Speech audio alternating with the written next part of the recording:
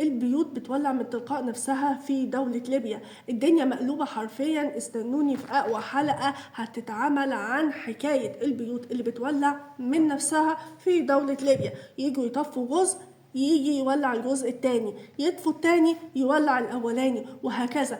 كل ما يجوا يطفوا بيت وخلاص يحسبوا الدنيا خلاص بقت هادية، يجوا يلاقوا البيت يشتعل تاني من تلقاء نفسه. ناس كتيرة قالوا ان الموضوع دوت بسبب تداخل ما بين عالم البشر وعالم الجن والشياطين. هتقولولي هو في تداخل ما بين عالم الجن والشياطين والبشر؟ ايوه، لما يجوا بيدوروا على اثار او على كنوز او في الاسحار وبيستعينوا بالجن والشياطين، وده بيكون رد فعل نتيجة تعامل البشر مع الجن والشياطين.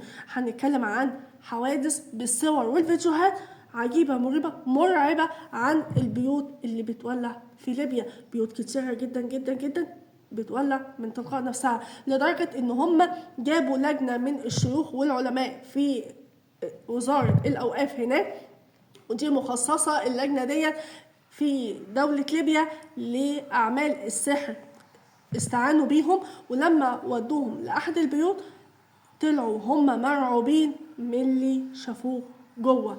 يا ترى شافوا ايه وايه اللي قالوه الشيوخ والعلماء بعد ما طلعوا من البيوت ديت؟